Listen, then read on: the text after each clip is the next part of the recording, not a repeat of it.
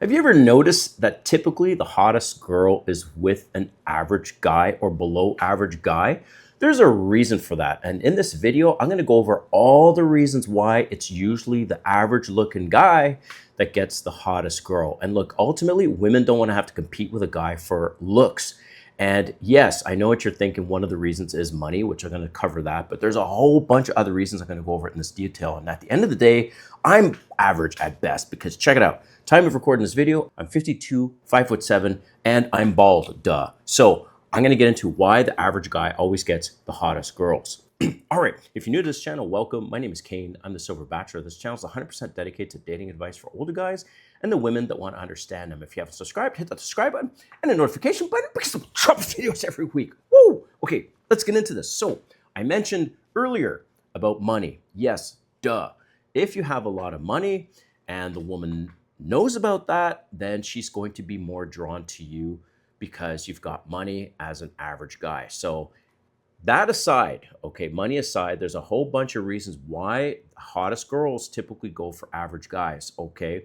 And like I said before, she ultimately does not want to compete with a guy for looks, how much time you're spending in the bathroom versus her, how much better you look than her, and all those things. And I also mentioned that I consider myself maybe average at best because of the things I mentioned. I mean, Matt, you're like 52, 5'7", and bald. And I am definitely not most women's type. But let's get into these other reasons. So no particular order, and I made a whole bunch of notes. So a hot girl will go for an average guy if he's a bad boy, all right? If he has this attitude that he doesn't give a fuck what he says, what he does, what he dresses like, whatever, she's going to sense that. And women are masters at sensing weakness, sensing alpha, sensing bad boys, okay? This bad boy also has confidence that most men have. Bad boys also have arrogance, which I'll talk about a little later, that most guys don't have, right? The way he dresses, maybe he's wearing a super cool hat that almost no one wears. Like, for example, you walk into a bar or any situation and you're wearing a cowboy hat, like right away you're going to stand out and women might perceive you as a bad boy. What if you have sleeve tattoos? I don't have any tattoos on my arms, okay, or on my body in general. But if you have tattoos, sleeve tattoos, they'll consider you a bad boy. You have this attitude. Maybe she finds out you have cool hobbies like fixing motorcycles. Maybe you're in a band, whatever it is, and you could be perceived as a bad boy. All right, moving along, status. I mean, this is pretty obvious, but I want to just go into some details of what I mean by status. So the average guy will get the hottest girl if he has status in the form of, no surprise, he's famous. He's a celebrity. But what about other things that give you status? Well, we could talk about careers. If she finds out you're a doctor, you're a lawyer, you're a pilot, you're a CEO, certain things will come to her mind in terms of status. But here are some things that you never probably ever heard of in terms of status is the bartender at the restaurant or at the bar has status. DJs have status and bouncers have status in that moment. So status is a factor, and you could be an average looking dude pulling the hottest girls because you also have status. Power, all right. I need to talk about this for a minute. Criminals have power. Drug dealers have power. Check this out. A few nights ago, and this is why I wanted to do this video, was speaking to my girlfriend, and we you know, of course, her and I have celebrity crushes. And then so I'm like, so I know these two are your celebrity crush, but who else? And she's like, well, I'm a little embarrassed. I'm like, what's that? She's like, well, I kind of have a crush on Wade Wilson. Okay, okay. Wade Wilson, you know, murdered women. He's on death row. The dude is all tatted up. And I'm like, okay, what attracts you about it? And she's like, well, he's kind of a bad boy. And Wade Wilson gets letters in jail of women that want to get with him. Like, the dude's going to die. Okay. So power, all right. Also, politicians have power. By the way, most politicians don't make much money at all. So in Canada, you can be a member of parliament, like not prime minister, but you can be like the seniors you can get pretty much in parliament, and their salaries are capped at $150 per year, right? That's I mean, hey, that's good money, but for that level of position, it's actually not very much money. So politicians have power. Moving along, arrogance. Yes, they will. Women, here's the thing about hot women. They get so many guys approaching them every single day, everywhere they go, even married men. It's sad, but true. And so they're just used to all this attention. And if this one guy they meet, and he has this crazy amount of arrogance. He's blunt, he's direct. She's going to be like, how dare you say that to me? Or who do you think you are, right? In her mind. But she's attracted to him because he's different and he's got arrogance and he's got more balls than most men out there. All right.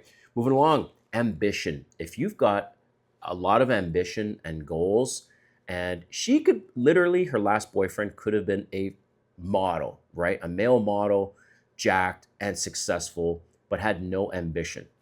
And yet she's speaking to this average looking guy on a date, and his ambition is to change the world in whatever way it is, or to do this and make $10 million before he's 40 years old, whatever it is. And he's starting a business, a clothing line, whatever that might be. Ambition is very powerful for average guys. Charisma. If you're anything like Russell Brand, if you haven't seen him, just go check him out on YouTube. British comedy comedian. And man, the charisma that this guy has is off the charts. And if you can make people laugh and you have charisma, you are already light years ahead of a tall guy, a young guy, jacked guy, and successful guy. Because sometimes those guys have no charisma, they're boring as fuck. And yet you come along, average dude, and you're just oozing with this charisma. So that's another one.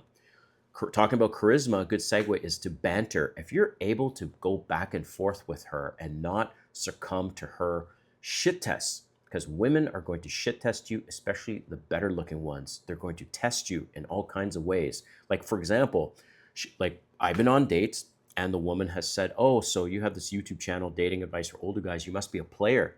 And I say, yes. And she's like, yeah, I knew it. And I'm like, yeah, I play World of Warcraft. This is what I mean. You don't take the shit test literally. You deflect it with humor, or you deflect it with something ridiculous, like I play World of Warcraft, or yeah, she's like, oh, so how many women have you slept with? A couple thousand, and you have a straight face. A couple thousand, and she's gonna look at you and go, what? I'm like, come on, like really? How many do you think I have slept with? And you deflect. So that's banter. Flirting. There's guys, they're so into themselves. They're princesses, I call those guys. Imagine they got everything going for them. Tall, dark, handsome, whatever, successful, but they got no flirting skills at all. And she's going to think either the dude's gay, or he's not into her, or he's just boring. So you're an average guy and you've mastered the art of flirting. You're going to get way further than a better looking guy, a more successful guy. But really, we're talking about looks here. Options. Oh, this has happened to me so many times. If the woman that you're with or is interested in you sees other women interested in you, now that's competition. Now she's thinking, wow, this guy has options. For example, any time I've worn something loud, ridiculous as a shirt, as a blazer, a hat, doesn't matter, and I call that peacocking, out somewhere, and women are coming up to me, complimenting me on my shirt, as ridiculous as it might be, like a sequence gold shirt, sequence silver shirt, the right situation, of course. I'm going to like a disco nightclub, or like a nightclub that's playing disco music or something like that. It's got to be appropriate.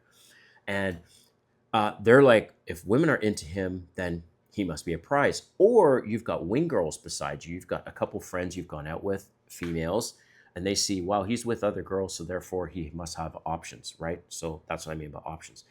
Leadership. Average dude. If he can lead, he can take charge, he can plan the date, he can say, do you want to go back to my place for a nightcap? Again, situational.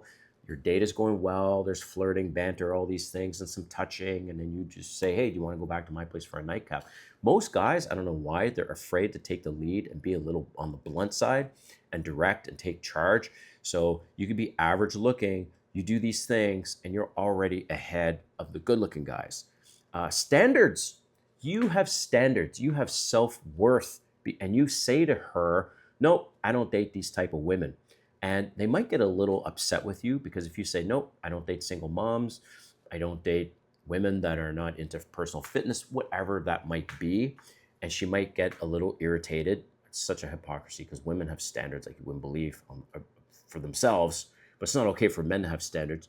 So you have standards, and she's going to respect that because a lot of men will say yes to anything just to get some box. They will say yes. And women, again, like I said, are masters at sensing and knowing when you're going to ask them certain things and you've got standards, right?